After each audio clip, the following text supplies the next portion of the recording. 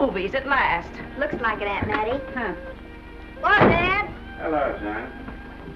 Well, daughter, how was the moving picture tonight? Lovely. Mice, that's what it was. Just a lot of mice. There wasn't anybody killed in the whole thing. Oh, well, then I'll stick to these. These don't talk. And that big cluck Norman Maine was in the picture tonight. Never does anything but kiss a lot of girls. Norman Maine is one of the best actors in pictures. You and your movies, that's all you think about. You shouldn't be allowed to go to them at all if you're asking me. Too bad I was so busy in the kitchen. I didn't hear anybody asking you. Hello, Granny. Hello, darling. Well, of course, no one ever listens to me. They do if they're within 10 miles of you. Gadding around picture shows. House all cluttered up with movie magazines. And the other day, I caught her talking to a horse with a Swedish accent. Now, sis, we're only young once, you know. Ah, Hollywood. You'd better be getting yourself a good husband and stop mooning about Hollywood. Do you know what she wants to do? She wants to go to Hollywood. I've known it all along. I've seen her making faces in the mirror and talking to herself. That's what comes of your movies. Why, what would you do if you did go to Hollywood? I'd be an actress. I would, I tell you. I've always known I could. Guys, wouldn't it be wonderful to have a movie star in the family? Oh, Miss Blodgett, may I have your autograph? You may not know it, Alec, but you're practically on your way to bed. Oh, Miss Blodgett, you're my favorite actress. Won't you tell me the secret of your success? Oh, let me alone. I asked her, what's come over you? I'll tell you what's come over her. She's just a silly little girl whose head has been turned by the movies. And the sooner she forgets the whole thing, the better off she'll be. Why will I be better off? What's wrong with wanting to get out and make something of myself? What do you do that's so much better? Just because you're satisfied to sit here all your life, you think you can laugh at me. Well, someday you won't laugh at me. I'm going out and have a real life. I'm going to be somebody. You know, if it was spring, I'd say give her a good dose of sulfur and molasses.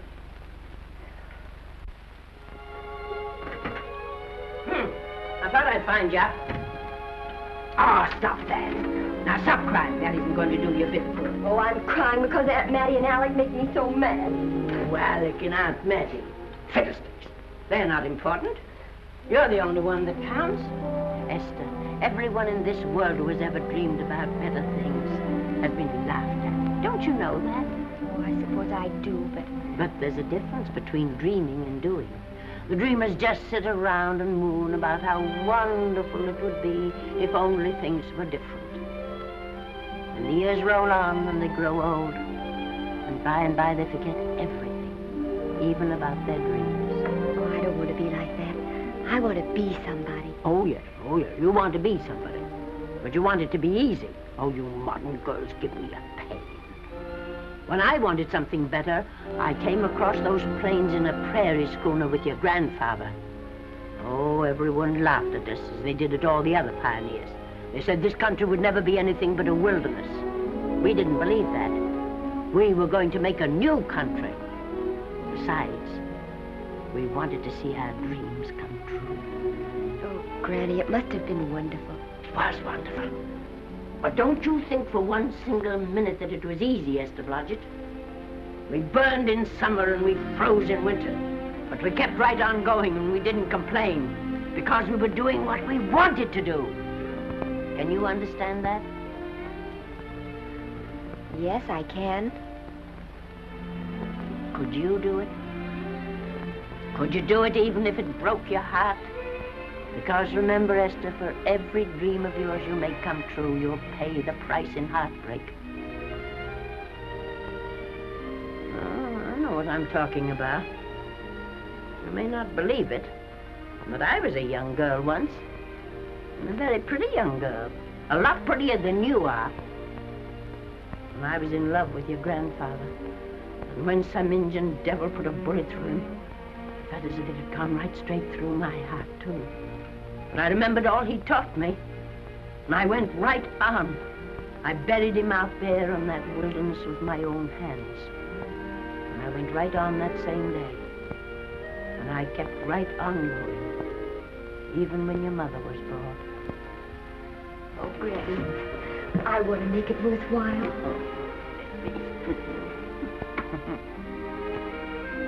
You know, Esther, there'll always be a wilderness to conquer. Maybe Hollywood's your wilderness now. From all I hear, it sounds like it.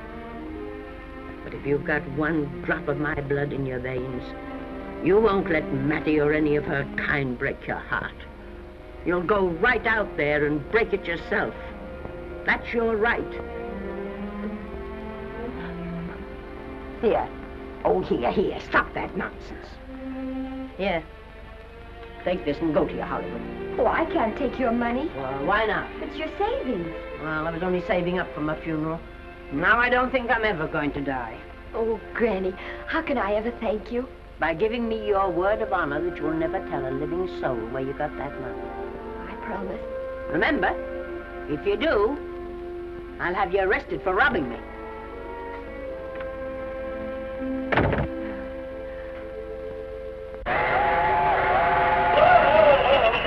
Here we are.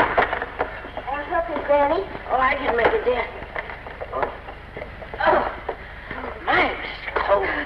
I kissed Dad goodbye. Just a little kiss. He didn't even wake up. I bet you didn't try that on your Aunt Mattie. Oh, Aunt Mattie. Think of her face when you tell her. I am thinking about it. I've waited for that chance for 30 years. Here she is, girl. Oh, thank you, Cousin. Good, huh? Well, come on. Here's your prairie schooner.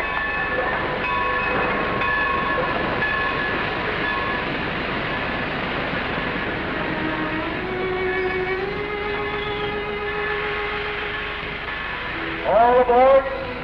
Oh, Granny. Go on. Goodbye, Granny. Goodbye.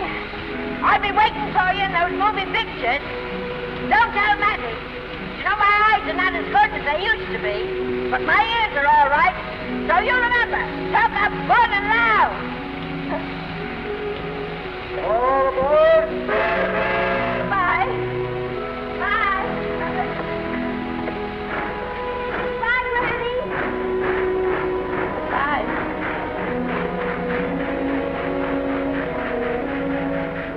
Do you want to go home now? I don't want to, but I will.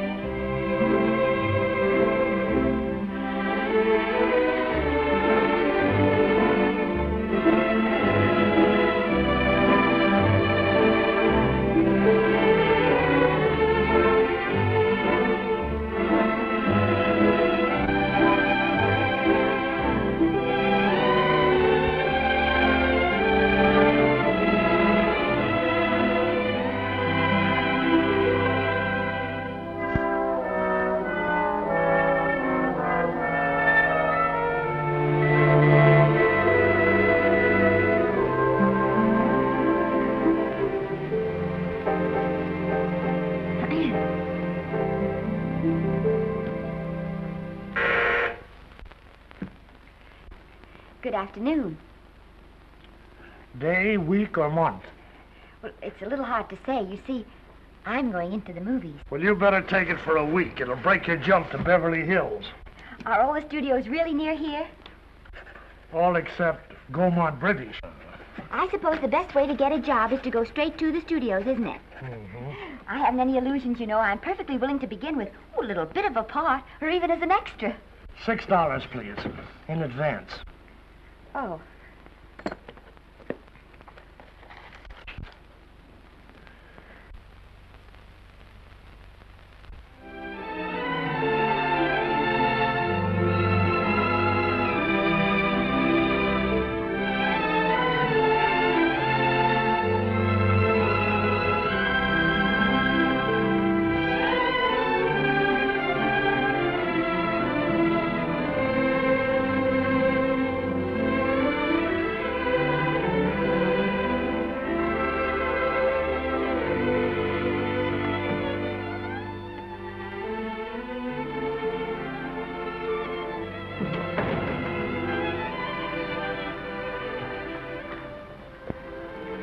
I beg your pardon. I'd like to register for extra work. How long have you been in Hollywood? Well, it's about a month now. We haven't put anyone on our books for over 2 years. Come here. I'd like to show you something. Casting, try later, central casting. Every time you see one of those little lights flash, it's somebody asking for a job. Every time you hear them say try later, it means there isn't any job. You can't keep the girls at the switchboard long, they go crazy.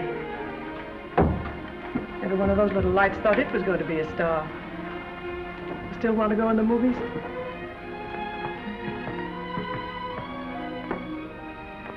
You know what your chances are? 1 in 100,000.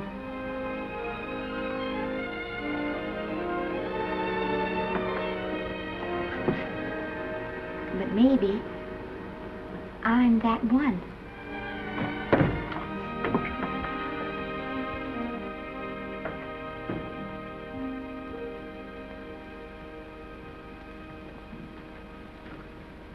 Any phone calls for me, Mr. Randall?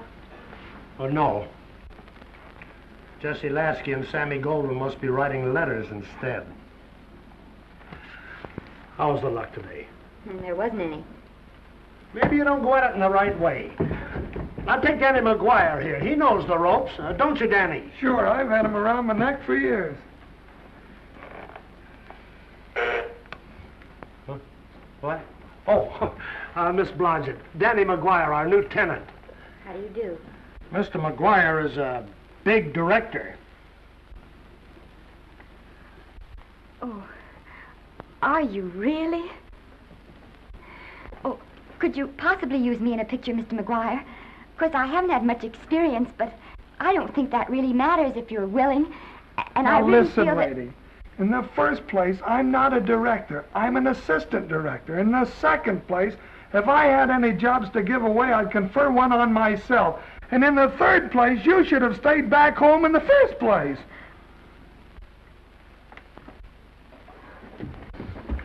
Oh, now look what you've done. Hey, wait a minute. Hey, don't be that way. Don't do that. Gosh, I didn't mean to get tough, but a guy thinks he's being kidded when somebody asks him for a job and he hasn't got one for himself. After all, I'm not a big enough shot to hurt your feelings. I'm sorry. It wasn't just that. It was a lot of things. Looking for a job every day and never getting any nearer to it. I guess I was beginning to get a little scared. I know. Lady, do I know. Well, there's only one thing to do for that feeling when you're tired and sunk and down to your last nickel. Come on and I'll buy you a drink. Well, it's not as bad as down to the last nickel. I've still got $11 left. $11? You're going to buy me a drink. Come on.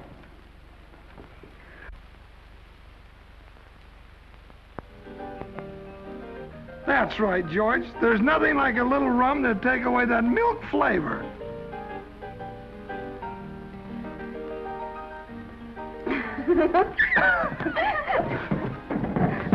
I beg your pardon. Certainly.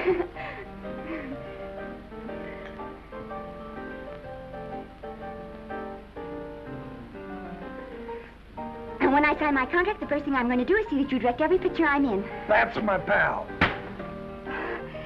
Of course, I'm going to be perfectly nice about it, but I'll just insist. Now, that's the way to talk. Don't let them lick you. Oh, I should say they can't lick me. If they try anything like that, well, I just won't sign. Now, that's right. What have you got to lose? Another one of these and we'll open our own studio.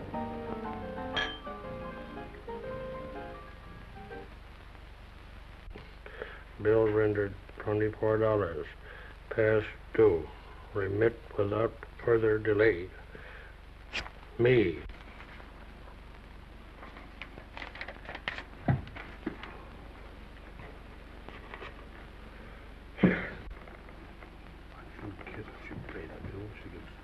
Tough luck, I guess.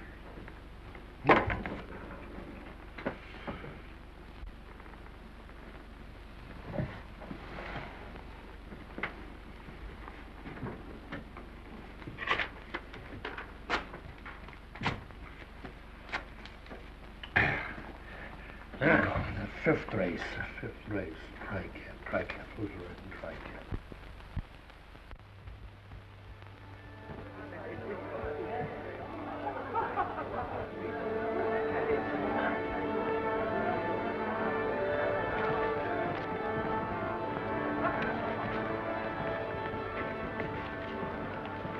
Hey, the program's going to be swell tonight.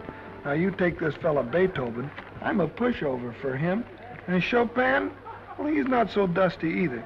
But I kind of wish that once in a while they'd play something you could sort of go out whistling, you know, like Blood on the Saddle, Blood on.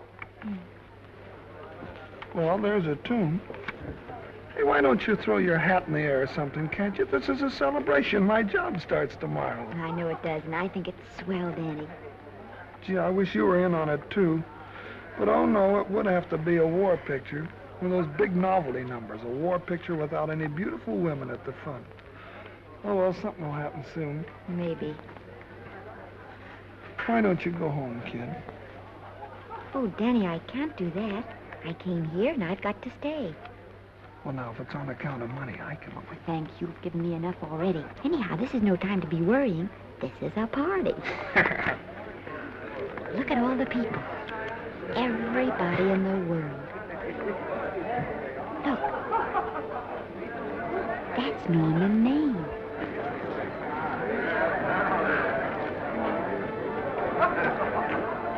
And he seems to have had that one extra cocktail.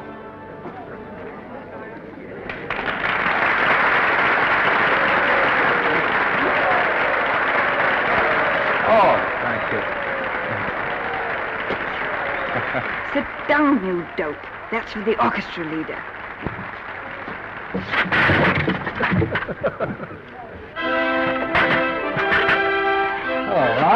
Hello, Norman. Oh, Mr. Maine. Mr. Maine, put your arm around Miss Regis. Arnold, this is The Hollywood Bowl. Oh, afraid of crowds. Go on, get out of here. What's the matter? You getting too big to bother with photographers? Don't want any pictures taken now. Oh, is that so? Well, supposing I take it anyway. If you do, I'll shove that Brownie number 2 of yours down your throat. Thank you, Mr. Mayor. Norman, stop it! Stop it!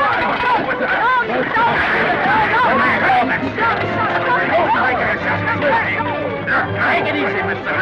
Mayor. Just calm down. Normie, come back and sit down. Everybody's laughing at you.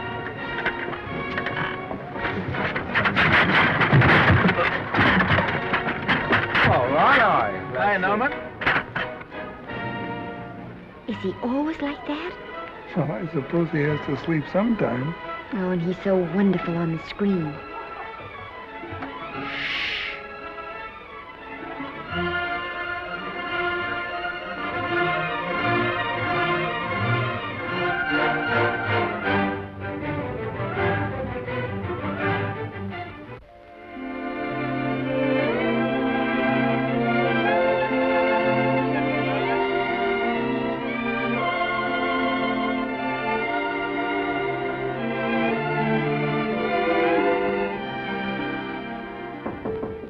Come in.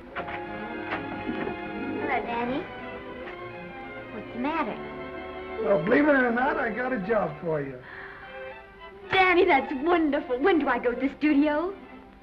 Well, you don't exactly go to the studio. Oh, it's on location. Well, it's not exactly on location. But of course, I haven't any makeup. Will you tell me what to get and sort of help me put it on? Well, you don't exactly need any makeup. You see, it's not really a picture job. Well, it's being a waitress. Oh. Well, it's kind of a picture job if you look at it right. You said it was a waitress. Well, it's waitressing for Casey Burke, the big director over at our studio. He's giving a party tonight to kind of celebrate on account of finishing the picture, and he wanted me to get him an extra waitress, and it's $5. And I thought of you right away, Esther. That was awfully sweet of you, Danny. Well, there's going to be a lot of big people at Burke's house tonight, and I'll bet you there's any number of big directors, and if you're there, maybe they'll notice you. I could make them notice me. Sure you could, Esther. It's your chance.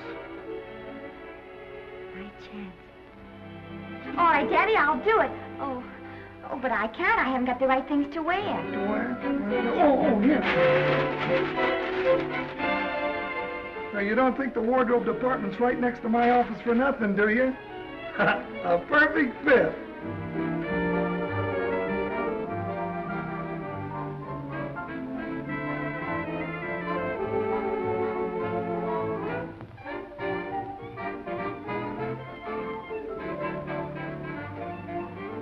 Did you get to the preview last night? I did. Would you like a little hors d'oeuvre? They are very nice. Oh, thanks. Well, what did you think of the picture? They should have saved it for Thanksgiving. What a turkey.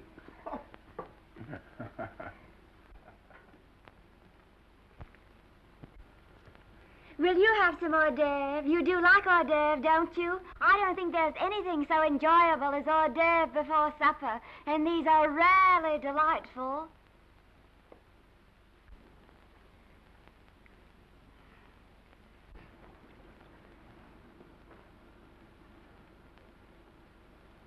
And at the finish, the kid turns around and sings the lullaby to its mother. Pardon the big boys, but would you like a little hors d'oeuvre? They say they're the best in town. Don't tell me. I know. Mae West. That's a great twist. But where are you going to find a 2-month-old baby that can sing? Hello, Oliver. Oh, hello, Casey. You want to fire me now or wait till you see the picture? I'm not a director anymore. I'm a male nurse. What's the matter with the picture? Guy by the name of Norman Maine. His work is beginning to interfere with his drinking. Oliver, don't tell me I'm to direct his next picture, too. Mm-hmm. You were my favorite producer. Now, wait a minute. You just go right on with your directing. I'll take care of these stars. I know how to handle them. I had a serious talk with Norman after that Hollywood Bowl occurrence, and you don't have to worry any more about his behavior. Excuse me, Mr. Niles. Mr. Libby of your publicity department is on the telephone. He says it's most important, sir. It's about Mr. Maine. Thank you. Oh, it's probably just some little thing. Of course, Oliver. I'll turn on the radio and see if they've called out the National Guard yet. Hello, Libby. What's the good word? Mr. Norman Maine, America's Prince Charming, was apprehended driving an ambulance down Wilshire Boulevard with a siren going full blast. He explained he was a tree surgeon on a maternity case. Well, will it be in the papers? No, it won't be in the papers. But that's a nice, expensive hobby of yours, keeping Mr. Maine's informal entertainments out of the public press. Oh, that's fine work, Libby. Try and see that no one gets to Norman. He's probably home sleeping it off. Oliver. Yeah. Why can't you forget those dopes at the studio for one night? Business, business all the time. I don't know what's going to become of you. Norman! Why didn't you call for me? Oh, by darling, why didn't I call for you? In case you've forgotten, I was supposed to come here with you. Oh, that's all right. I got here without any trouble. The only reason I don't slap your face. Yes, darling, I know. Hello, John. Oh, hello, man. What's the matter with Oliver? He looks as if he'd had bad news. Hello, Mary. What's the matter, old boy? Maybe I'm wrong. I guess I've been drinking too much lately. Oh, you ought to cut it down. It's bad stuff. Scotch and soda.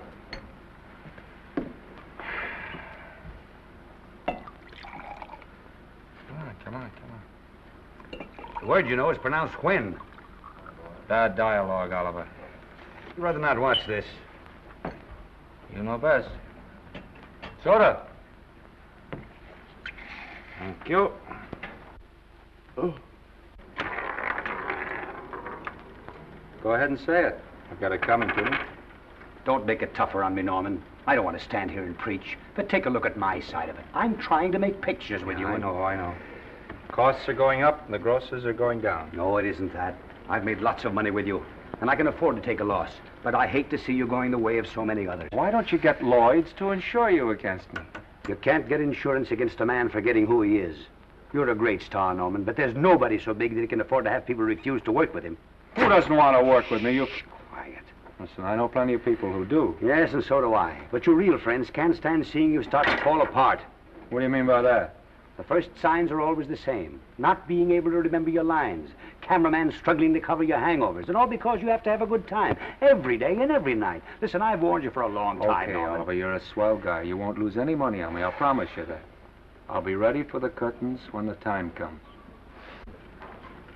When it does, here's my epitaph. And now I think I'll have a little drink. Scotch and soda.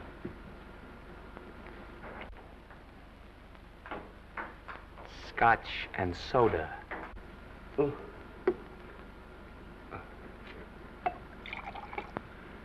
Come on.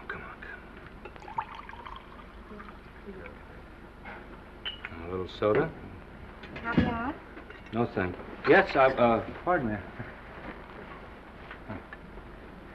Ah, lovely. No, I mean the caviar. Mm-hmm. No, don't go away. I'm starving. Really. Which would you take? Well, I don't know. Don't you know? Oh, I don't know either. It's hard to choose. Well, I think I'll take caviar. Mr. Maine doesn't care for any more. Do you know me? No. No, Normie doesn't care for any more. I think I shall get very drunk indeed.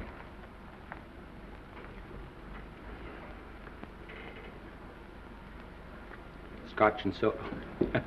Sorry, I have something.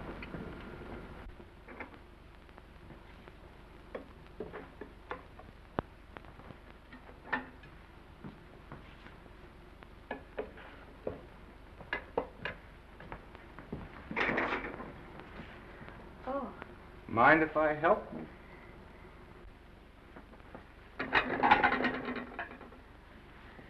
Won't they miss you? Oh, no.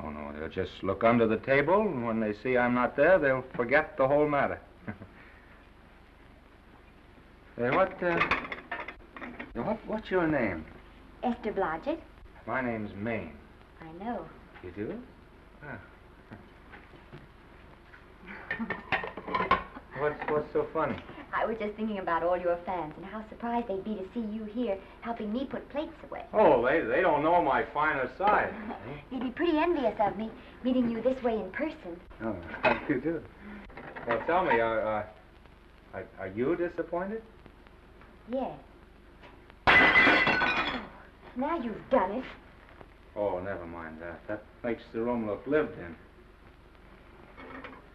Tell me, why are you disappointed?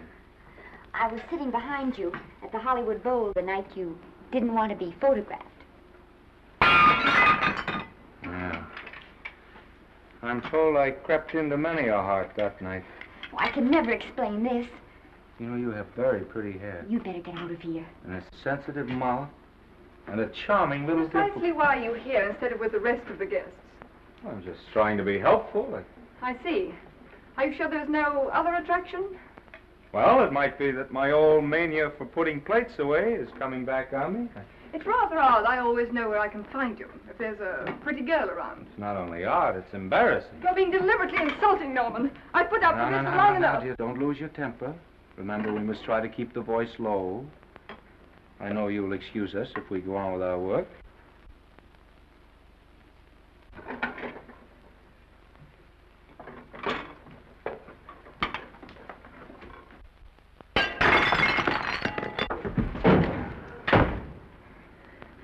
Now see what you've done.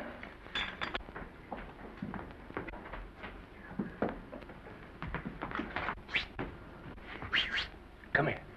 Help me up. Are you hurt? No more than usual.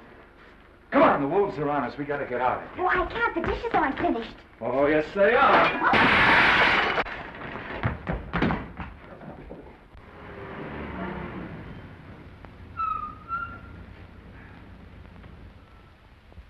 Well,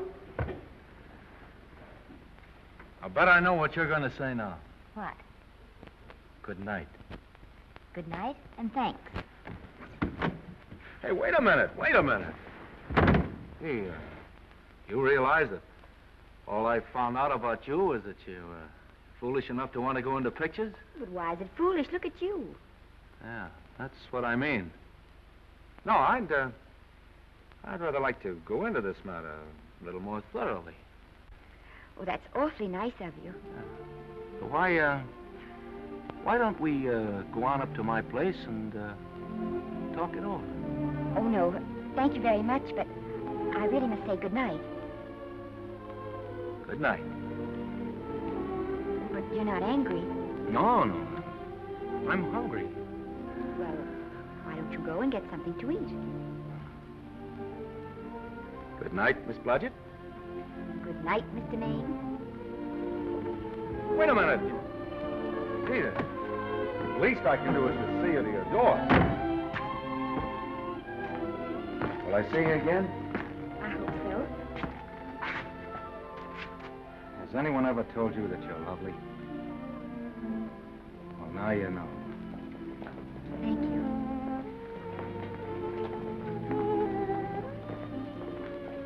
This is hard to say, but I want to say it anyway. You know, on the screen, I'm a, you know, in private life, I'm a, you know. But whatever I do, I still respect lovely things. And you're lovely. You understand? Yes, I think I do. And it isn't that bump on the head that's doing this. Well, I'm glad.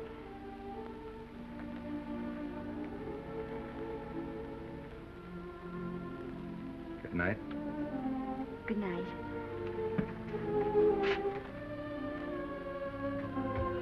Hey! You mind if I take just one more look?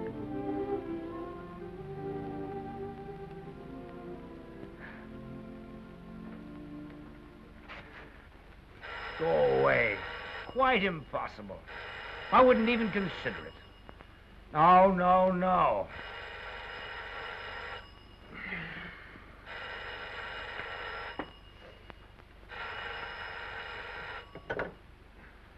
Hello?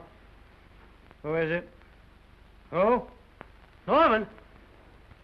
What have you done now? You're not in jail, are you? Oh. Yes, I see. Oh, it's that again.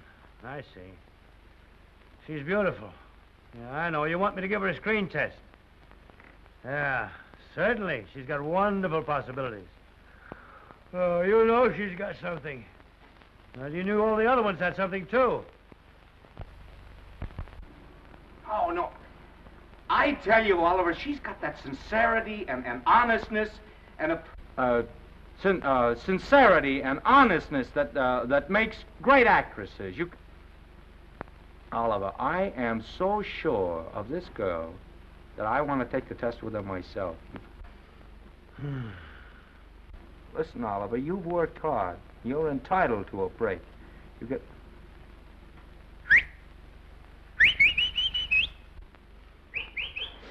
Yes, I heard you. Anything. Anything! Yes, sir. Yes. Oliver, look, you try to get a little sleep now, old man. Right. All right, boy. Good night. Now tell us.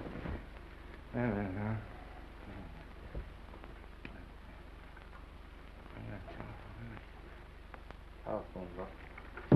Telephone book. What is it? Telephone. Hey, Olive, telephone book. Over here.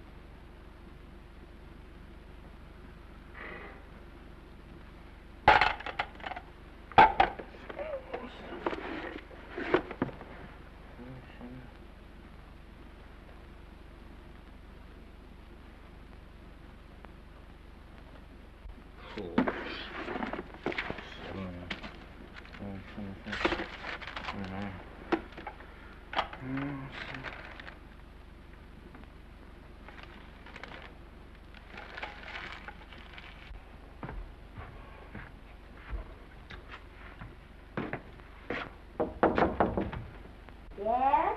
Telephone. For me? Some drunk trying to be funny says he's Norman Maine. Oh, thanks. I'll be right down. And Miss Blodgett, would you give him a message for me?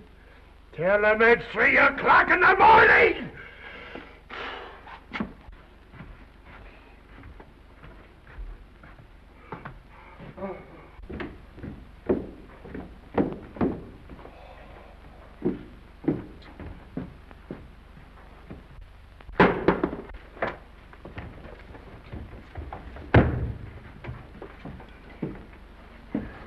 Hello? What? Oh. Oh. Oh. Oh, yes. I'll be there. Oh, thank you.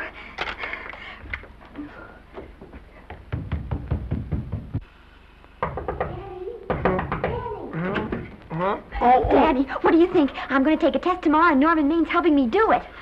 I'm taking one, too. Garble's assisting me.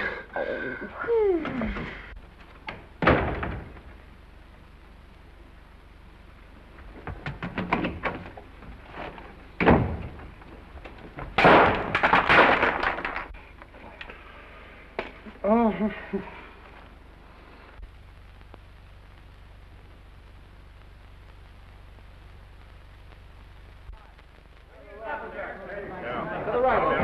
Move that Golo in. Put a silk on that broad. No, the Yankee. Is this light too hot for you, Haley? Okay, but cut down on your backlight. Put a double on that 90. Bring it down a little. That's it. Now put it. Pull down on that 150. Get pulled down on that 150. Okay. Come here and get this thing. Run it here.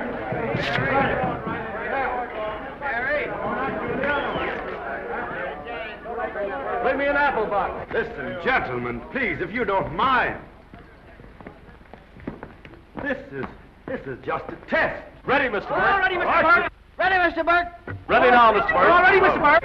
Ready now, Mr. Burke. All ready, Mr. Burke? We're ready, Mr. Burke. All right, let's take it. Quiet! Quiet! Quiet! Quiet! Ready, Norman? Yeah. You ready, Miss, what's your name? You'll soon know your name, Esther. The whole world's going to know it. But I'm so scared. Maybe I better not try it today. Oh, come on, now don't be foolish. They all had to go through this. Harlow, Lombard, Myrna Loy, and now Esther Blodgett. All right. I'm ready. This is the take. Roll 'em. Quiet. Hey!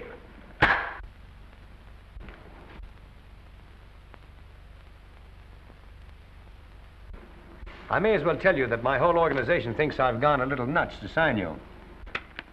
Well, maybe they're right. I've been nuts before. You see, all the experts seem to think that your type is a little mild for present-day taste. But I rather believe that tastes change, like eyebrows. And I think that also like eyebrows, tastes are going back to the natural. You look like a nice girl. I think I'm going to like you. That's not important. I think the public will like you. That is important. Oh, yes. I see what you mean. I mean, I know it is. Only don't think it's going to be easy. Nothing you really want is ever given away free. You have to pay for it. And usually with your heart.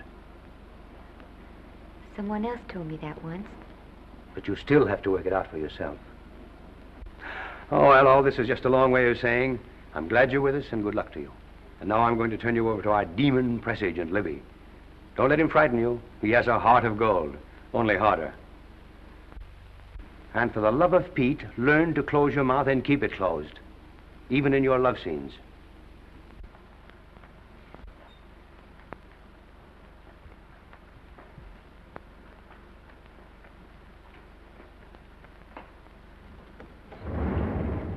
Are you a Russian? No, I was born in Fillmore, North Dakota. Oh, no. First saw light of day in a mountain cabin, a trapper's hut, high up in the Rockies. Go on. Well, I always wanted to be an actress. Dreamed of footlights as Lonely Kitty. Are you sure there's no Russian in your family? Positive. That's a shame. Well, what does your father do? He's a farmer. Social registerite father. Fed up with hypocrisies of 400, sought wilderness for consolation. There amidst the mountain flowers, he raised another blossom, his lovely little daughter. What's your name? Esther Victoria Blodgett.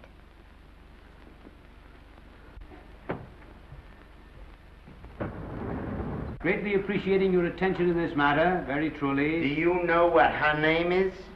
Esther Victoria Blodgett. Hey, we'll have to do something about that right away. Esther Victoria Blodgett. Well, that Blodgett's definitely out. Let's see, Esther Victoria, Vicky. How about Vicky? Oh, I think that's terribly cute. Let's see, Vicky. Vicky what? Vicky, pronounced Vicky. See, Esther, Besta, Sesta, Desta, Festa. Oh, that's very pretty. Jester, Hester, Desta, Lester. Vicky Lester. Oh, I like that. Say it. Vicky Lester. Say it again. Vicky Lester. Say it again. Vicky Lester. Say it. Vicky Lester. Say Vicky Lester. Vicky Lester. Vicky Lester. Vicky Lester. Vicky Lester. Flash. Oliver Nile Studio discovers new starlet, a Cinderella of the Rockies. Her name is Vicky Lester. Those who have peeked tell me she couldn't be more divoon. The face of an angel and such natural talents. Her voice is a symphony. Her very walk, they tell me, is enough to drive men mad. Not that way. Get the lead out of your feet. Lift them up.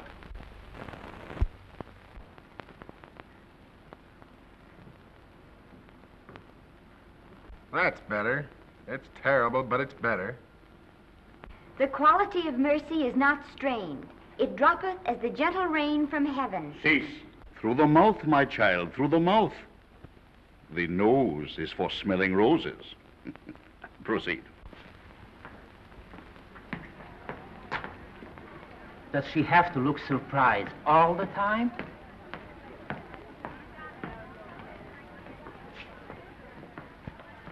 Anyway, it's just a rough sketch. Pretty small mouth, eh? Oh, well. Give her that Crawford smear.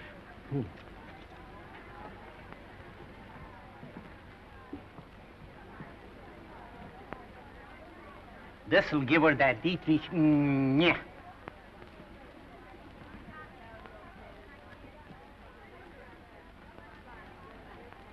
We're on the wrong track. She still looks surprised.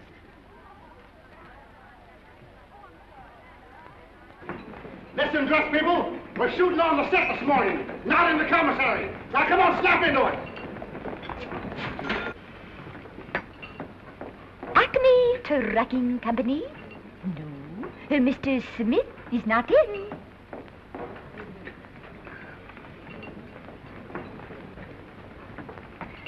Acme Trucking Company. No, Mr. Smith is not in.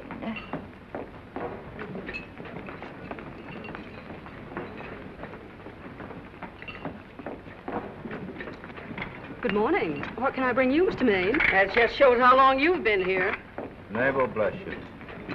How soon are you and I going to be married, huh? I don't know. You'll have to ask my mother.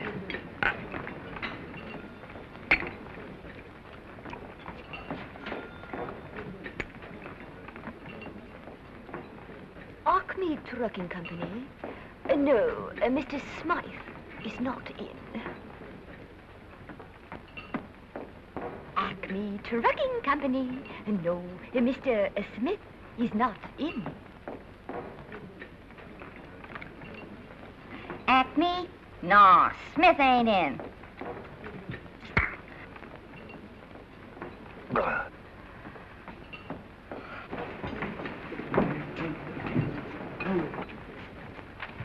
Acme Trucking Company? I'd like to speak to Mr. Smith, please. Mr. Smith is not... Oh, Norman. What's all this between you and Smith? I've got a part. It's only one line, but it's in the picture. Well, it's ambition that made you break that date with me last night. Well, I had to be here so early this morning, and So did I. I had to stay up all night to make it. you've started your picture, haven't you? No, we're still in the testing stage. You can't seem to get the right girl for the lead. Gee, you'd think with all the girls there are that... Yeah, I know, but this one's got to be different. She's got to be little and cute and sweet and intelligent. It'll blow me down. What? Well, close my tired old eyes. What is it? Hold everything. Come on. Come on.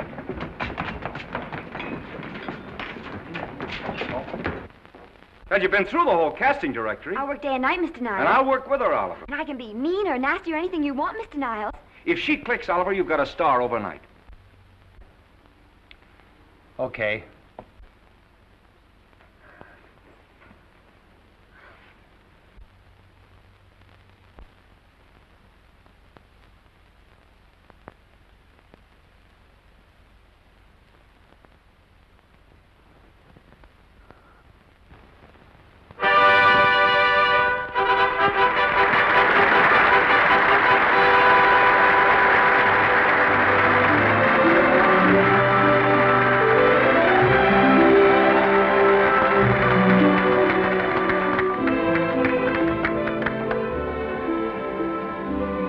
Wait till you hear them at the end of the picture.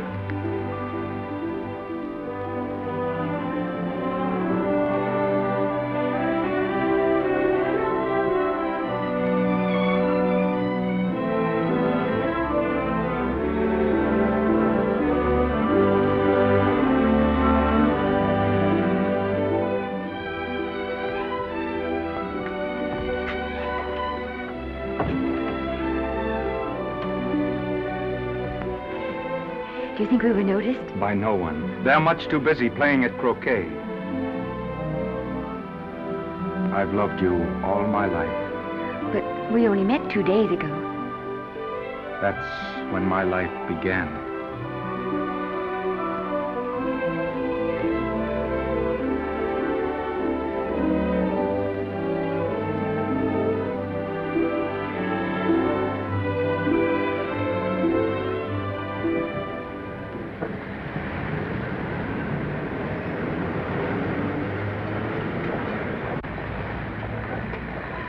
she cute? You know, I think she's the same type I am, don't you? I think she's sweet. Well, it's Vicki Lester's picture, all right. I think she was much better than he was. These producers are so horribly dumb. They won't know how good she is. Well, maybe it's because she's a good girl. Oh, Maine's not so bad, but it's Vicki Lester they'll go to see. Isn't she, darling? I think she's the most precious little thing I've ever seen. The knockout, Libby. You might mention that when you write your review. That Lester kid's a gold mine. Didn't you like Norman Maine? Was he in it? Libby, I'm afraid we have another hit. Huh? It's in the bag, neatly tied up with beautiful pink ribbons. Hey, where are Norman and Vicki? I don't know. I thought you had them. I wish they'd come. We're having a party at the Trocadero. Isn't it thrilling running away from people? Norman, it's so exciting, So new. A star is born. Come on, run.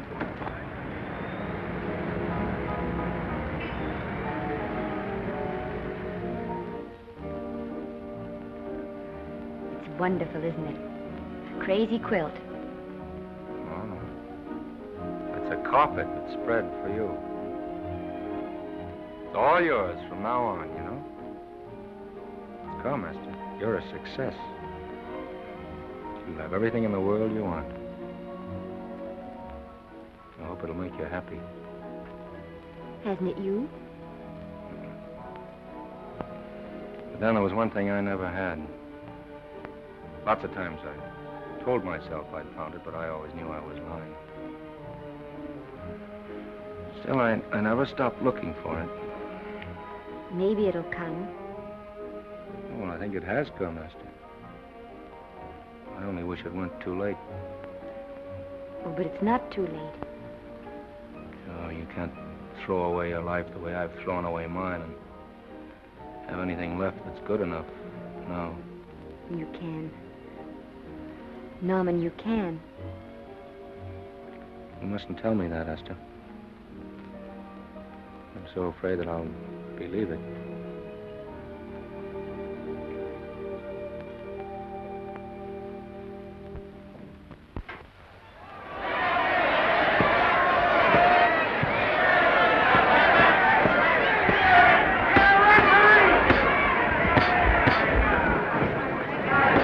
Garcia. Shoot your right. Swell, isn't it? Lovely. What's Garcia getting? Can't you hear me, Garcia? Shoot your right!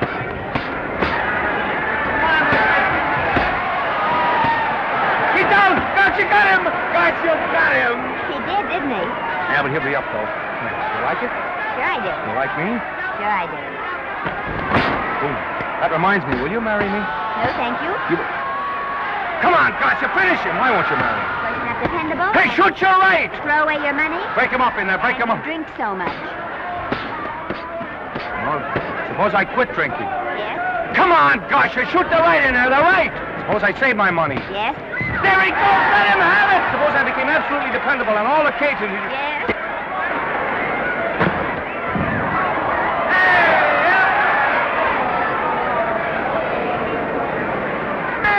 Garcia, he's got him! He's got him! He certainly did.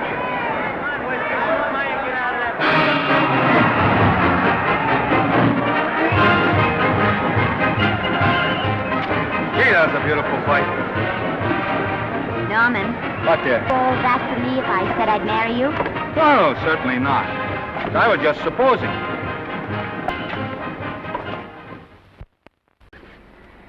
We're going to be married. Guess I didn't read that line right. I'll try it again. We are going to be married. Both of us. Yeah, to each other. What do you think of that? Well, when? Where? Well, we thought we'd elope in the conventional manner. What's the matter?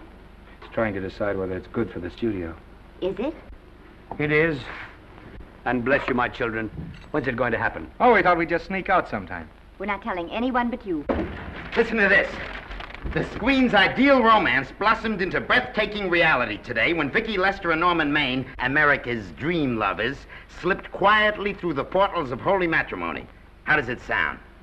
Horrible. But you see, we're going to elope. Sure you are. It'll be the biggest elopement this town ever saw.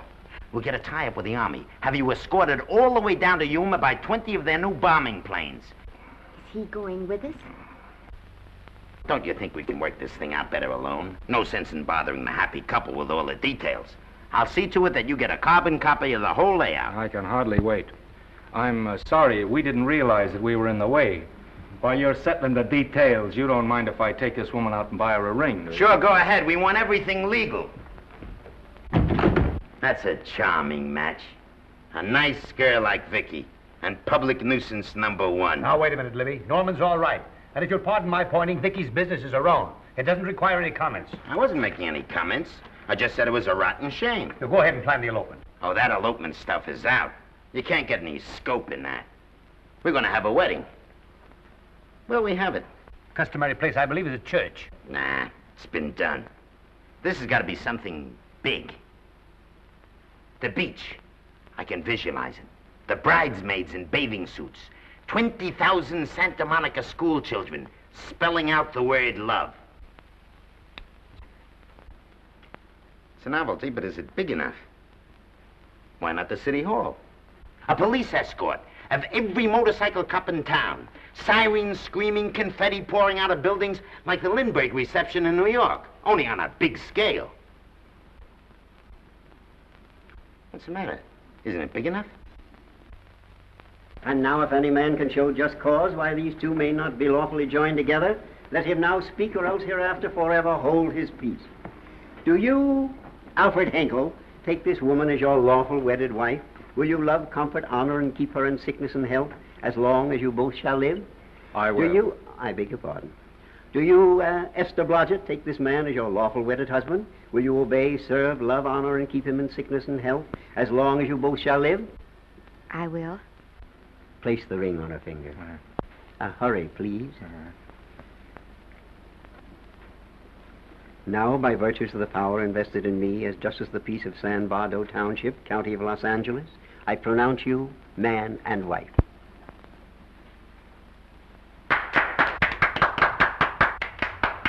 Quiet! And now I must exercise my prerogative of office. I hope you'll be very happy, Mrs. Henkel. Thank you. Thank you, sir. Oh, Thank you Danny. very much. Now, if you'll please sign the license. Oh, yeah. You know, Mrs. Henkel, I can't help but believe I've seen you somewhere before. Oh, really? Well, I believe this is the first time I've ever been in San Bardo. You know, your face is familiar, too, Really? Mr. Henkel. There I you are, want- sir. Thank you very much. Oh, Here's your thank you, receipt. sir. Thank you. Goodbye. Goodbye. See you again. Yes, goodbye. No, I don't mean I'll see. No. Yeah, I think you got by with it. But it was close. That JP was just beginning to remember where he'd seen us. Well, anyway, we got away from Libby. Hello, Toots. If you will be kind enough to glance between my shoulder blades, Mr. and Mrs. Henkel, you will find there a knife buried to the hilt. On the handle are your initials. Lovely to have seen you, Libby. Hey, wait. Hold him, Danny.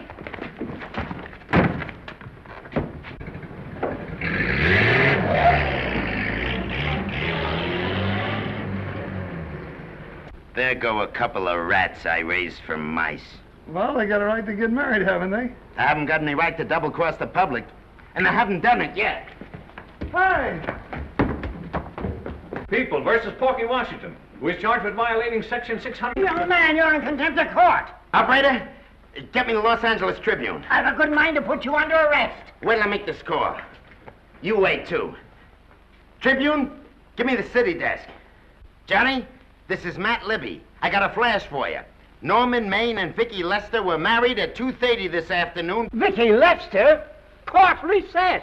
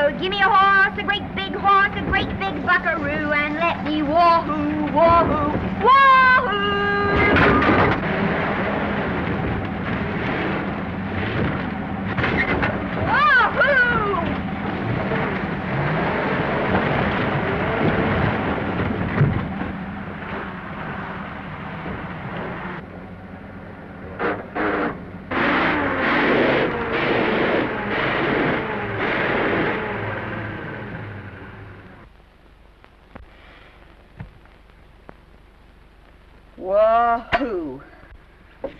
Hey, Wahoo. I don't want to sound immodest, but I think I've stripped a gear. Well, sit down, won't you, and let's get acquainted. We'll probably be seeing quite a bit of each other from now on. Well, might just as well break the ice now as later.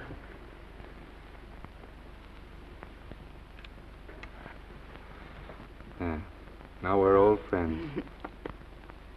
Say, have I got time for a shower before dinner? Plenty, if you can find a shower. I never can remember where that thing is. Does it pull out or slide under? Here, I think I can find it. No, it's the linen closet. Here it is. Nice work. Oh, half the time those things are just luck. I'll see if I can disinfect this steak.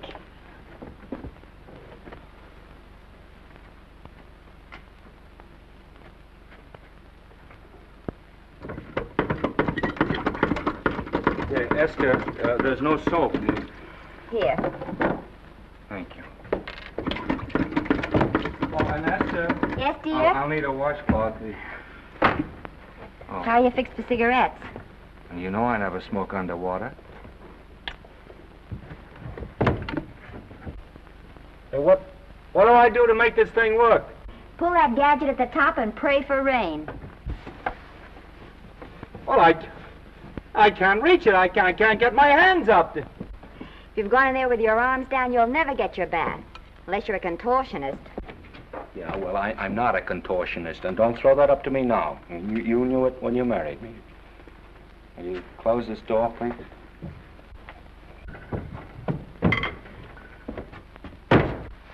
Thank you.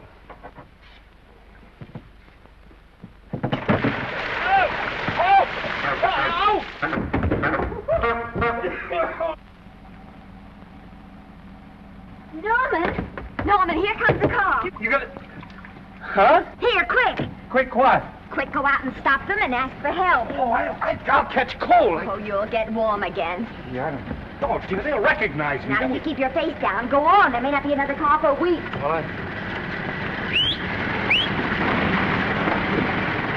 Howdy, partner. Howdy. Stuck? Yeah, how'd you guess it? Can you get us some help? Well, I reckon not. You know, it's a long way to town. We're pretty busy down at the place. Well, I got to get out of here. I've got my wife with me. Don't she like the country? No, and we're short of food. There's a lot of game in them woods. Well, my wife can't shoot. Well, you're sure up against it. Sorry I can't do anything for you. Well, wait, listen, I'll be frank with you. I'm Norman Maine. Who? Norman Maine. Well, my name's Judd Baker. Glad to have met you. Well, so long. Hey, wait a minute. Listen, you don't... So you're Norman Maine.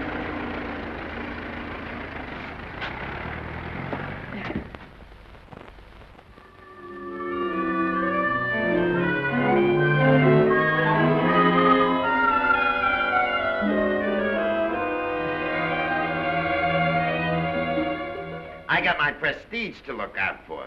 I'm supposed to be the best publicity man in the racket, and they laugh themselves sick when I even try to get a decent mention of Maine.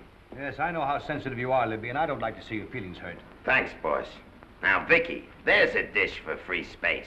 But if Maine swam across the Pacific, the papers would keep it a secret.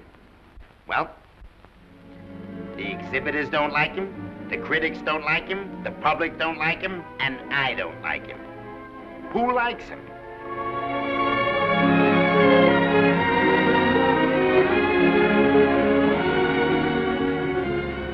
Oh, but darling, this is almost too much of a surprise.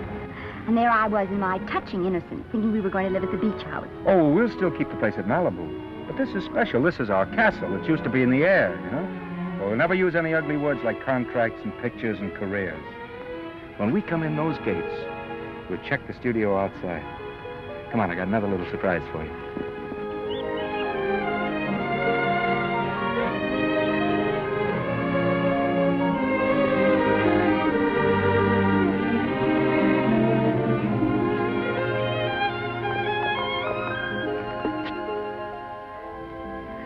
Oh, Norman, it's lovely. So are you lovely. The whole world's lovely. Hey, hold it!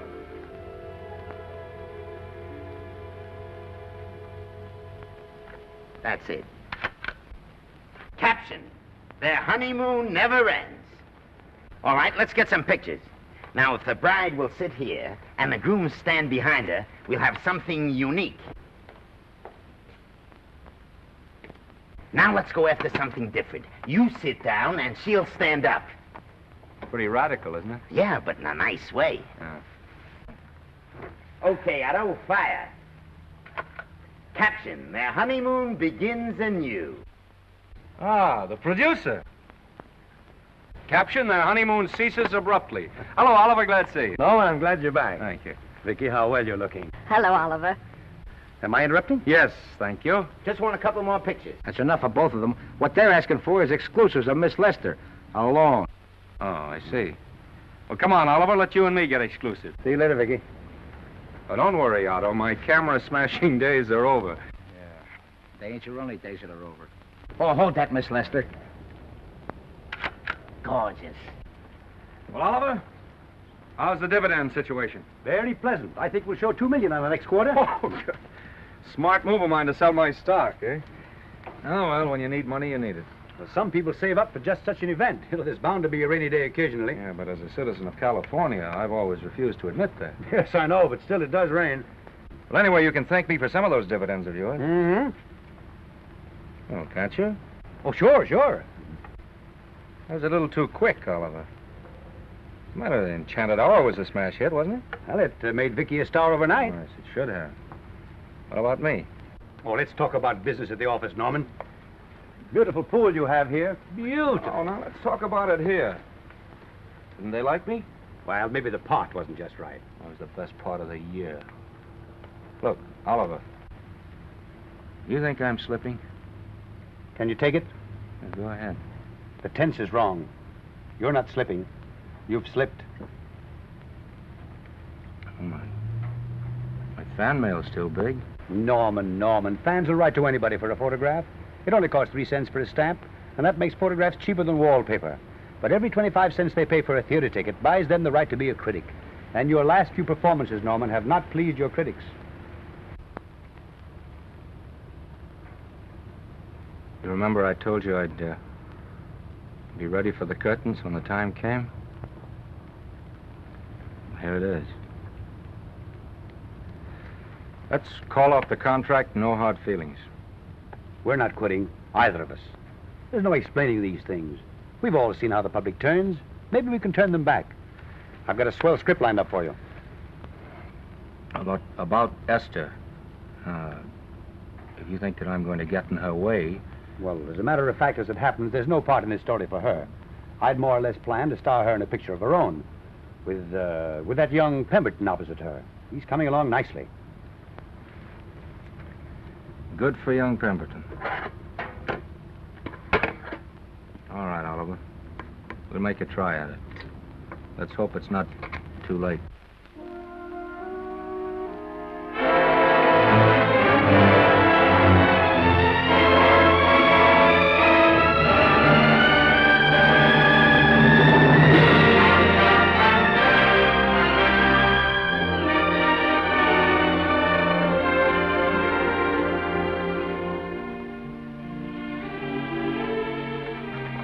No argument. I'll buy those. Huh. The screen's most finished actor. I'll say he's finished. He keeps them away in droves.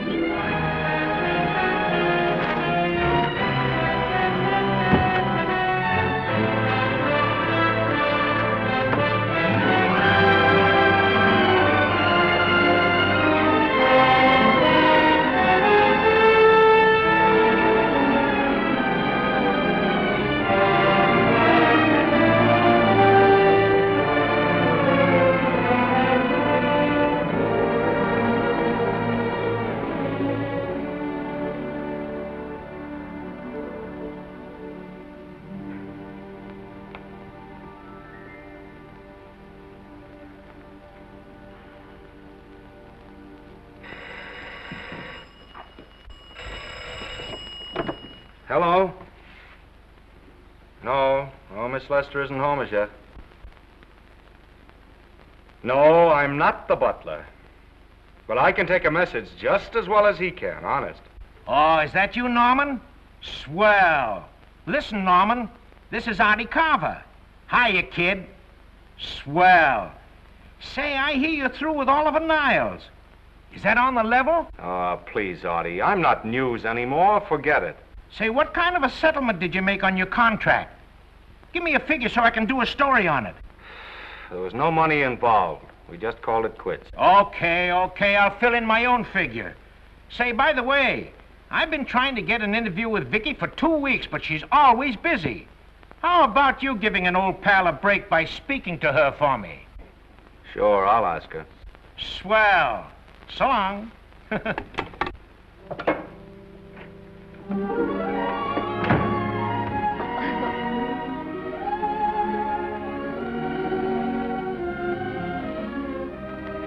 I didn't mean to be late, darling, but Casey wanted All me... right.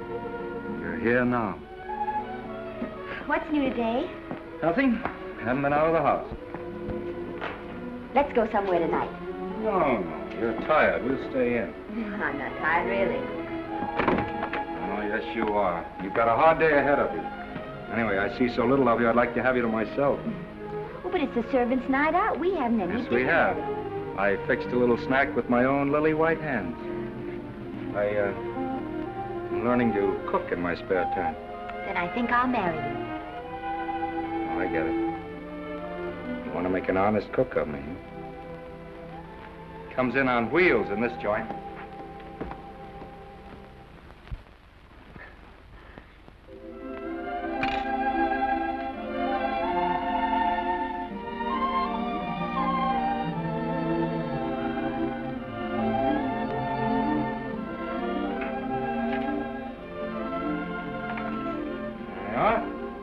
How's it look?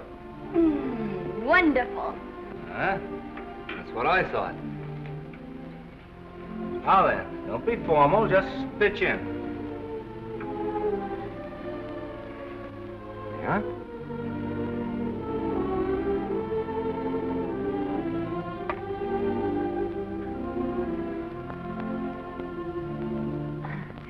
I'm afraid my mouth's not quite big enough. I'll measure it next time and make them to size. A little hard to lift, too. In fact, I think I'll take those measurements right now.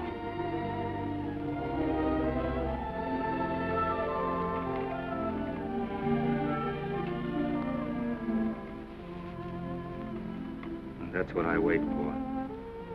All day. That's why I rush home without even changing my costume.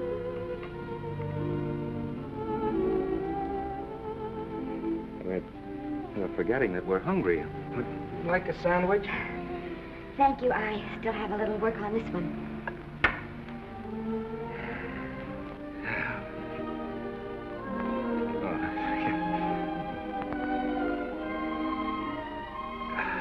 Norman, will you unhook my dress? I can't breathe. You know, all the time I thought it was the kiss that made you breathless. A lot of hooks, hmm? Uh-huh. Why don't you have a zipper? That's a good idea. You got it? Oh, yes.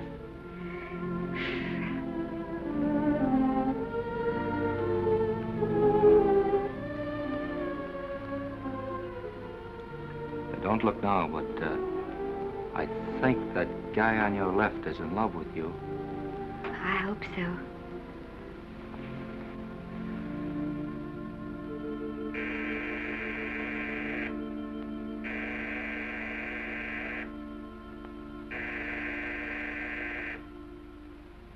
It's the doorbell. Is it? Maybe they'll go away. Oh, I never do at a time like this. Here. Just a minute, dear. I'll be right back.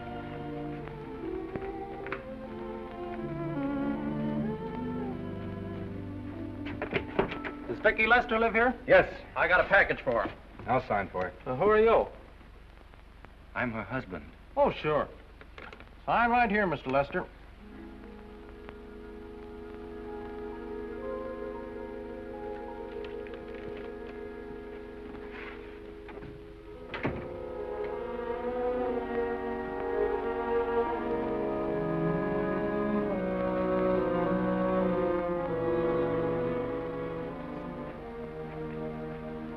Package for you. Oh, by the way, I forgot to tell you, they want you for a benefit to Shrine Auditorium next Wednesday night. I told them I'd ask you. And, Oh, darling, I don't want to hear about that now. Well, you better wait till I finish before I forget them all. The Academy dinner secretary phoned. She wants to know if you want a table reserved for you. Oh, yes, Artie Carver called and asked if I'd use my influence with you to get him an interview. I told him I'd try. That was all, I think. Oh, Norman, let's don't talk about those things now. We're forgetting the wonderful food you prepared. Well, I'm not very hungry now. I think I'll fix me a little drink, But, Norm...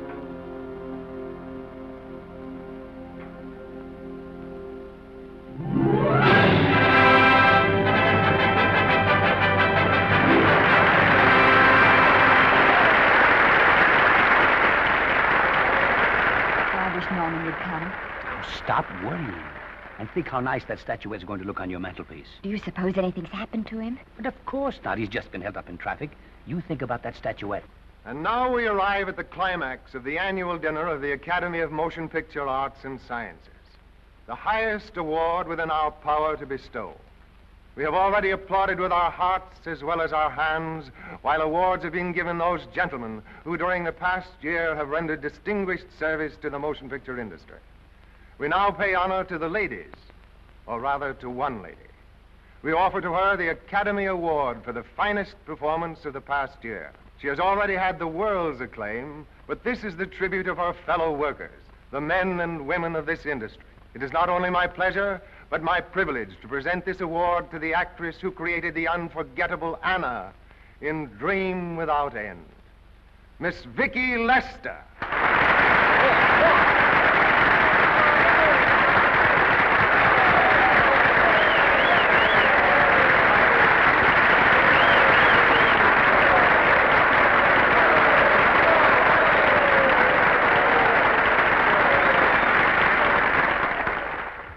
What more can we say, Miss Lester? This says it all for us.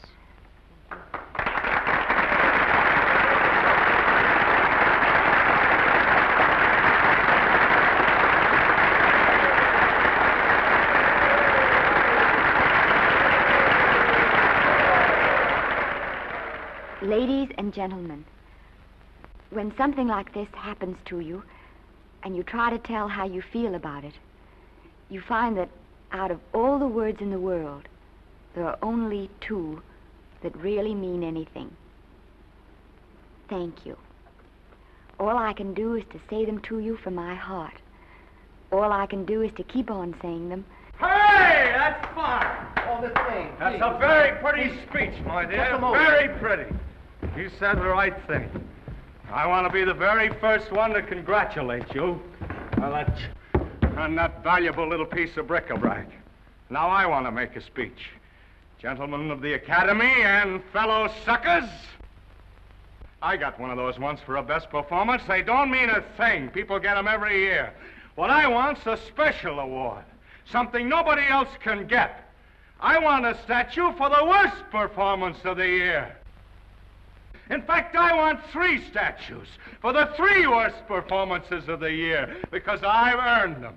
And every single one of you that saw those last masterpieces of mine knows that I've earned them. Libby, start the music. What I'm here to find out is, do I get them or do I get them?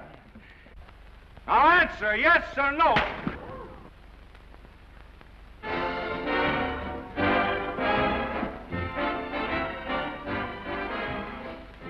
Norman, darling, let's go and sit down.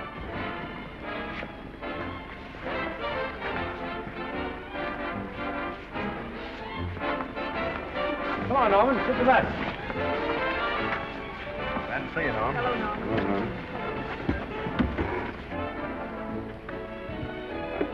Well, Norman, how are you? Hi, Oliver. My dear, do let me congratulate you. You must be terribly proud and happy tonight. Thank you.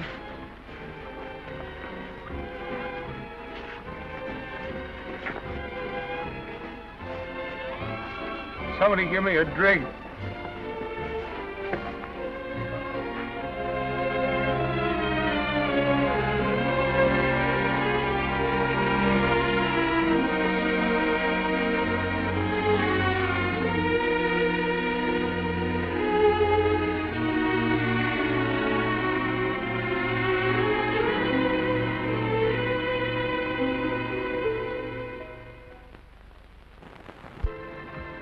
Oliver, it's nice of you to come to my dressing room. Vicky, how are you? I've missed you. Everyone's missed you. Have a nice trip. Well, a 3-month tour of the theater circuit scarcely comes under the head of pleasure. But the way they're screaming for your pictures all over the country.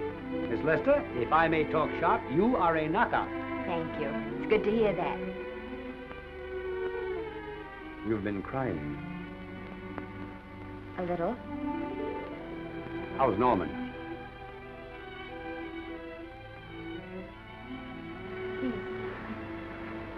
Well, he's trying awfully hard, Oliver.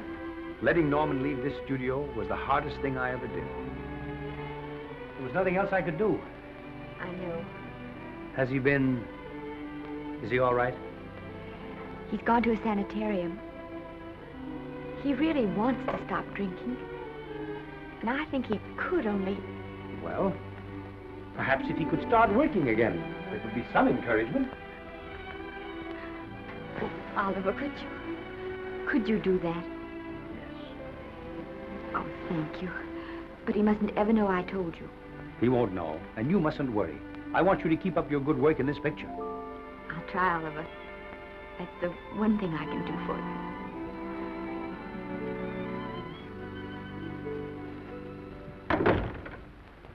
If you'll just sit here, Mr. Niles, I'll have Mr. Maine brought down. Thank you. Brought down.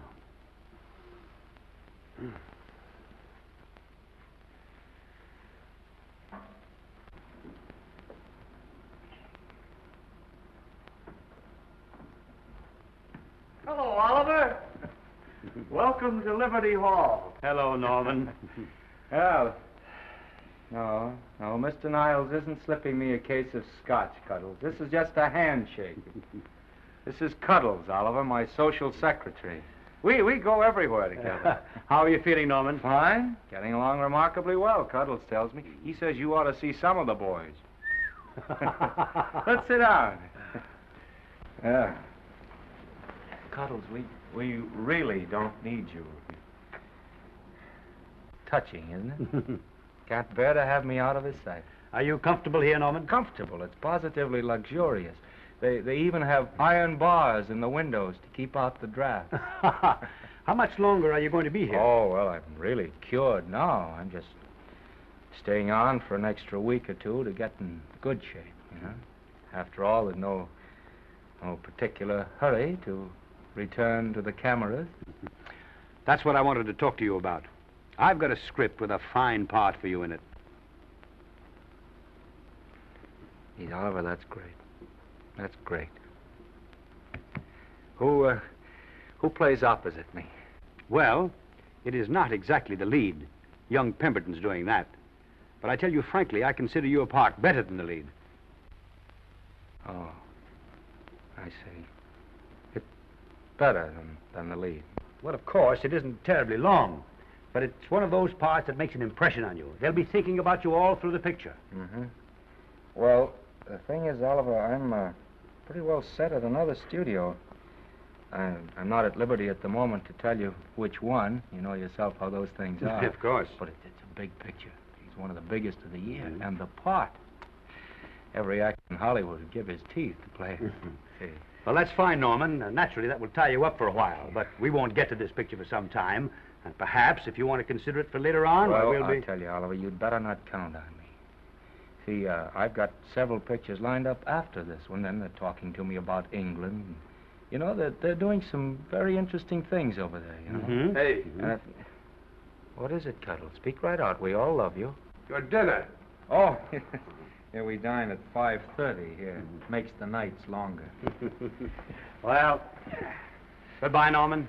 I'm glad to see you getting along so well. Be out in no time. I'll have to introduce myself all over to a lot of people. They won't know me when I'm not drinking. Goodbye. Goodbye, Norman. Thanks for dropping in. That's fine. Yeah. Well, Cuddles? Alone at last, eh?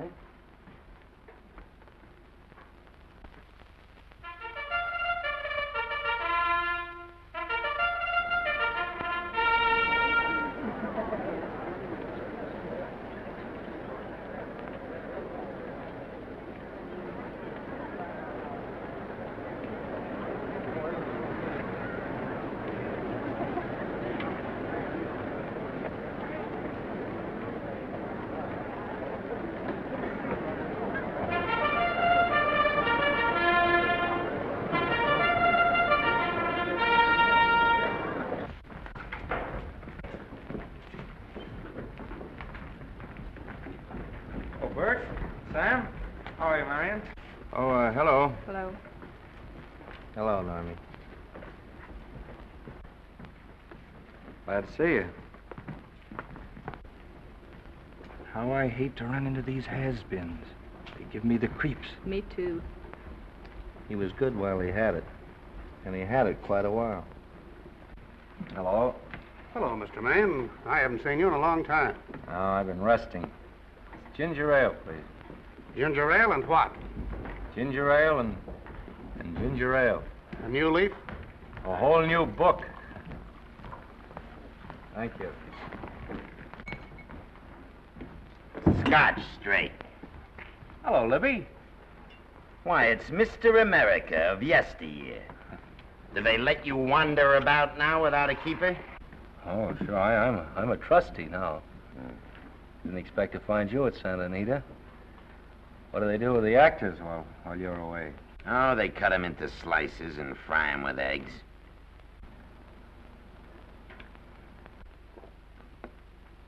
I suppose you'll be here all the time, now that you've retired from the hurly-burly of the silver screen. Well, we're living down in Malibu now, and pretty lonesome with Esther away working all day. Well, I wouldn't squawk about that if I were you. It's nice to have somebody in the family making a living. Oh, wait a minute, Libby.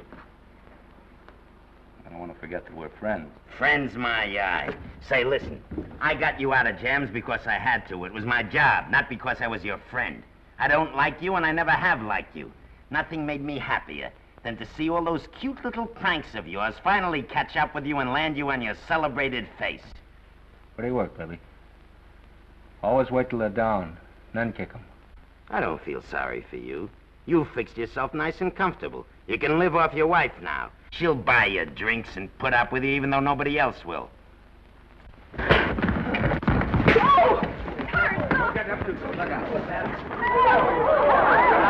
he's just drunk. We're drunk again. Yeah, come on, drunk. Hey, wait a minute. Come on outside for you wise guys. I'm Norman Maine. Well, that's not my fault. Oh, don't bother to toss him out. He's harmless. All right, Mr. Libby, if you say so. Sure, let him go. What can he do? He can't fight any better than he can act. It's Norman Maine. Oh, he's drunk again. Why, he's been drunk for years.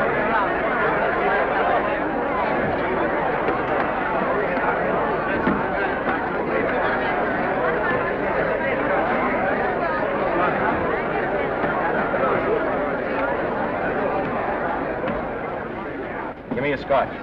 Double. Leave the bottle here.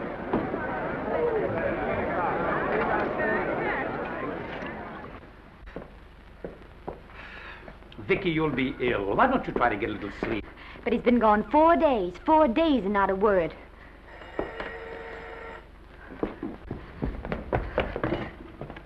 Oliver, I can't. I just can't. Hello? No, this is Oliver Niles speaking. What? Where? Thank you. What is it? Nothing. Oliver, tell me. He's in the night court. He's been arrested on a drunk charge. Now, he's all right. He isn't hurt. I'm going right down and get him out. I'm going with you. Vicky, it isn't any place for you, and if it gets in the papers, What there'll do be... I care about the papers? I'm going with you.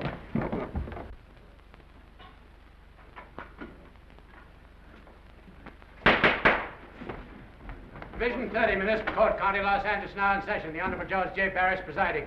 Be seated, please. Were you able to do anything? Judge wouldn't even see me. Ready, Your Honor.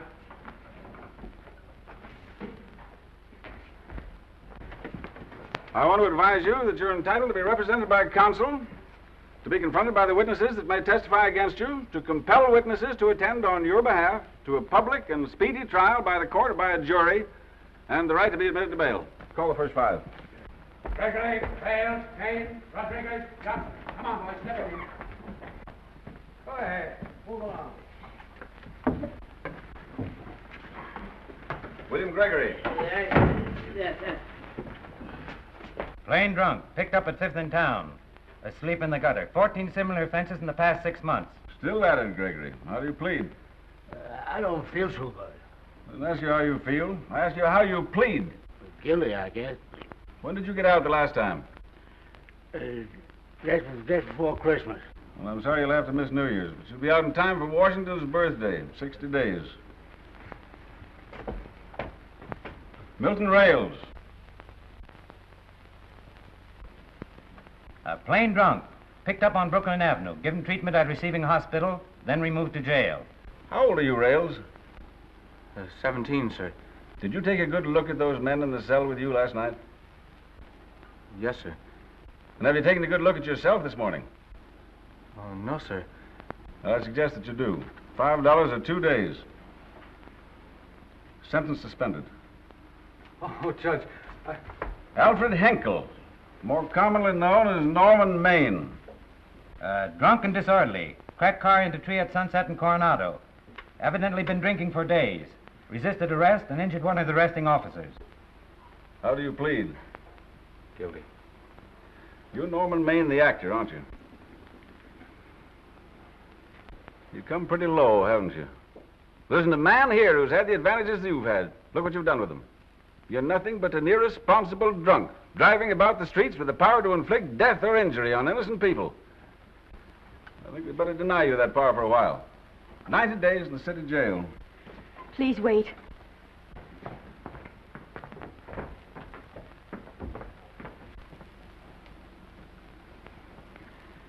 I'm his wife. Yes, I recognize you, Miss Lester. Please, Judge. I promise you this won't happen again. I'll be responsible for him. If you just won't send him there.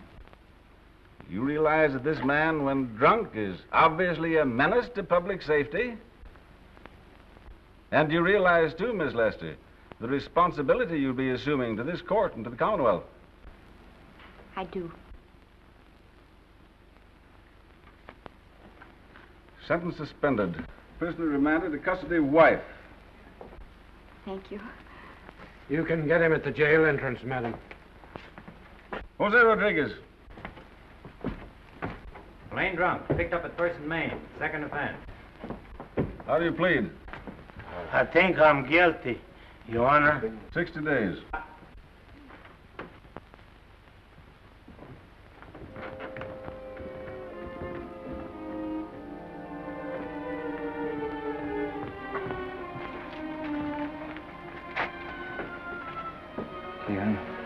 I'm so tired. Hold it, Mr. Maine, for picture.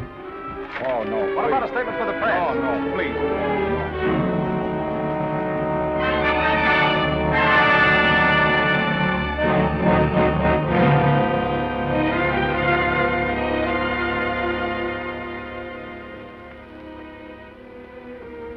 He's still asleep. He's been asleep nearly all day. That's the best thing for him. It's awful to see this happen to someone you love. And know in your heart that it can't get any better. I only know that all I can do now is stay with him and try to help him. So will I. And between us, we'll take care of him. You're very fond of him, aren't you, Oliver? And I'm very fond of both of them. Then I know you'll understand what I have to tell you. And after what happened last night, I think you already know what it is. I can't do any more pictures. I'm going away for good with Norman. But you can't do that, Vicky. You're at the very peak of your success. And you've worked so hard to achieve it. That's what's been wrong. Oh, I've thought it all out. Maybe if I hadn't been away from him so much, last night and what went before, it wouldn't have happened. Oh, I know it's too late to think about that now, but it may not be too late to go away with him and start over somewhere. It's your life you're giving up, Vicky. so I can try to give Norman back his. Can you honestly tell me I'm wrong to do it? No, Vicky. I cannot honestly tell you that.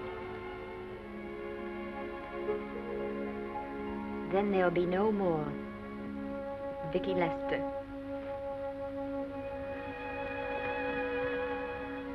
Come on, walk to the door with me.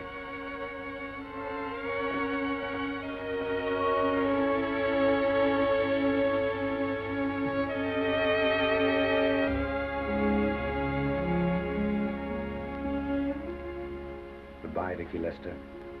You were a grand girl. Good luck, Mrs. Norman Maine.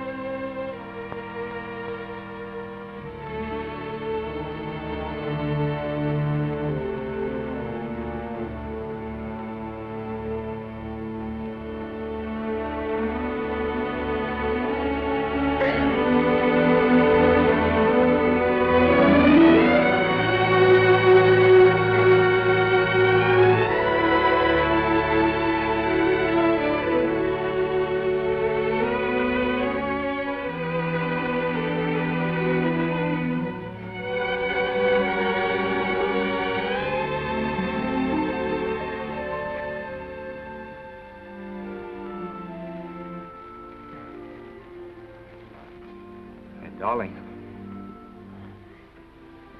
this is Maine coming in to apologize again. I'm sorry, dear, but it isn't you. What other troubles have you got? None. I was just playing a scene with myself. Now look, I'm just coming out of the jitters and you're just going into them. This is a swell household. Isn't it? I'll tell you what we'll do. I'll promise to brace up if you'll go on the wagon. I guess I have been drinking too much. You know what I'm going to do? I'm going to be an athlete. You mean with great big muscles and everything? Well, roughly speaking. Gonna join the YMCA? It costs too much. I'm going wading out in our front yard. Now? Sure. Would you like me to go with you? Sure, if you'd like to. No, me. I don't think I will. It might spoil this beautiful, natural wave. Yeah, I guess that's right. But, darling, look, could you have a hot toddy... some hot soup for me when I come back? Some hot soup? Yeah. And I'll make some of those nice sandwiches. Norman, do you have to?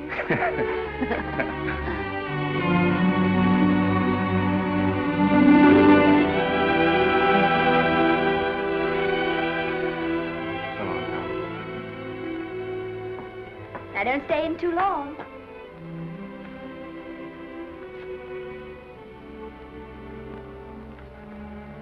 Hey!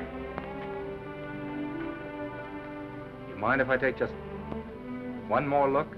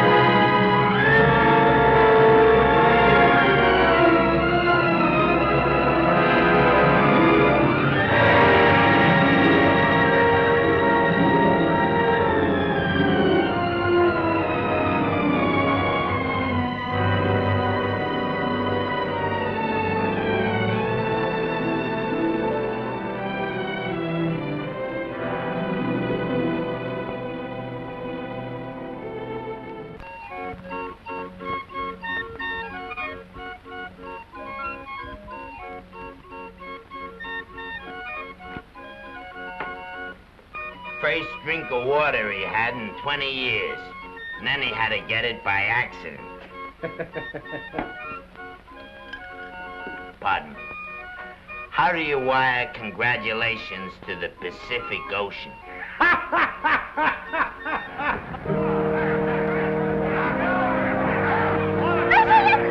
Oh, you can't see her face! Hello, Vicky.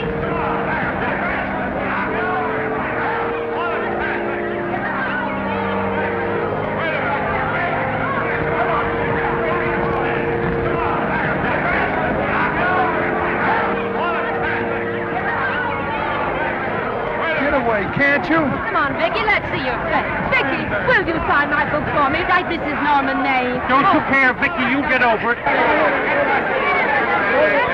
Stand back, can't you?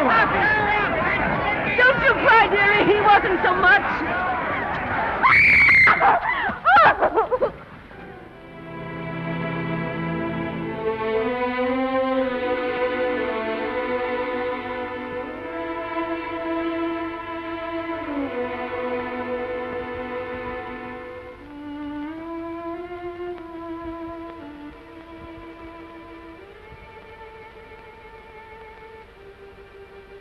Do you mind if I take just one more look?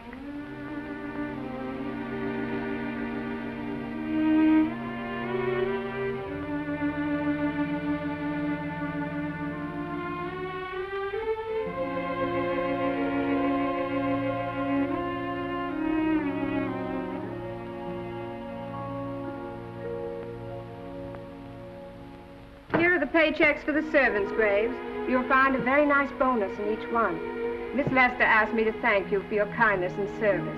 If there's anything I can do for the little lady, I should be glad to do it. She would appreciate your attending to the closing of the Beverly Hills house. Put down those trunks. Put it down, I say. Well, where is she? In the bedroom. Who are you? Oh, I'm her grandmother. Get off the way.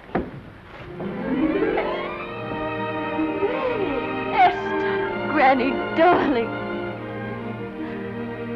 Oh, I'm so glad to see you. What made you come? Oh, I know when I'm needed. Now get out of here. Go on, get out of here, all of you. I want to talk to my granddaughter alone. I came just as quickly as I could. But I'm going home. I sent you a wire yesterday.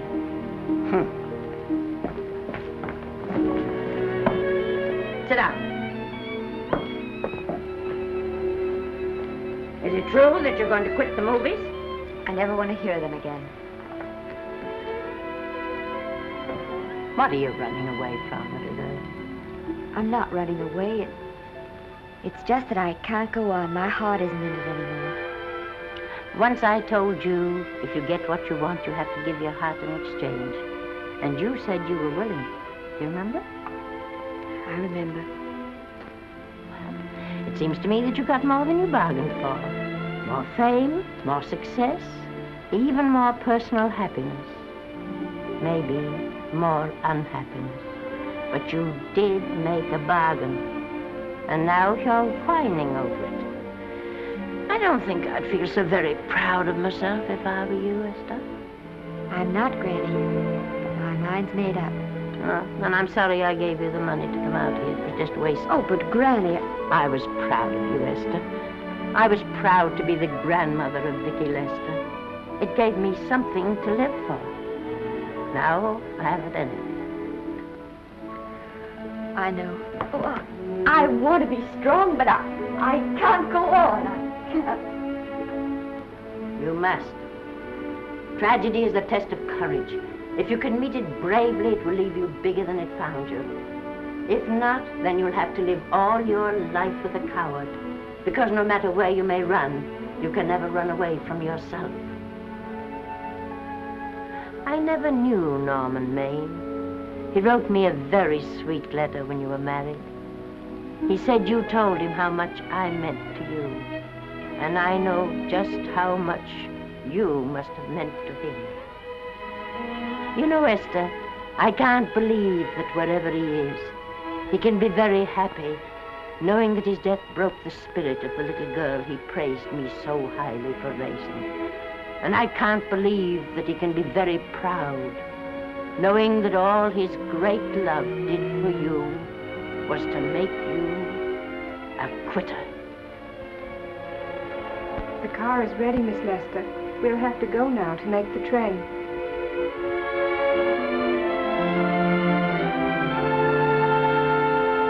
Put the car back in the garage.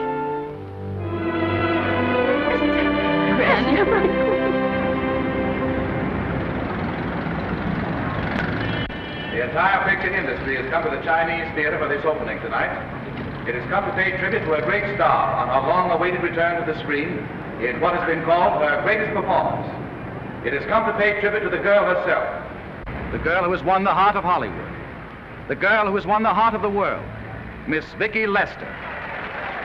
And if I'm not mistaken, Miss Lester's car has just driven up. Yes, it is she.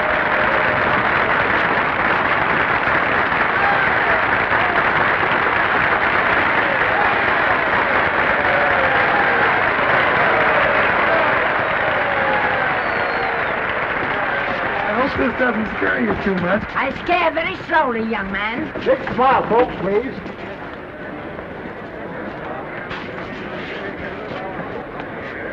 They'll have your mug. I mean your face plastered across half the papers in the country tomorrow. How do I look? Oh, you look swell. You're a liar, but I like you. And here's Miss Lester's grandmother. Won't you say a few words to the radio audience, please? Say something, Letty. You know, we've got a thing like that back home where they all listen in on, but we call it a party line. Won't you say something, please? They're listening. Maybe some of you people listening in dream about coming to Hollywood. And maybe some of you get pretty discouraged. Well, when you do, you just think about me. It took me over 60 years to get here, but here I am. And here I mean to stay. Thank you very much.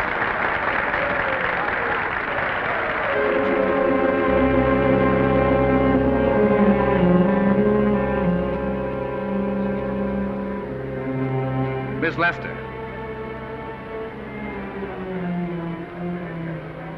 This microphone is on an international hookup. Throughout the world, your fans are hoping that you'll say a few words to them.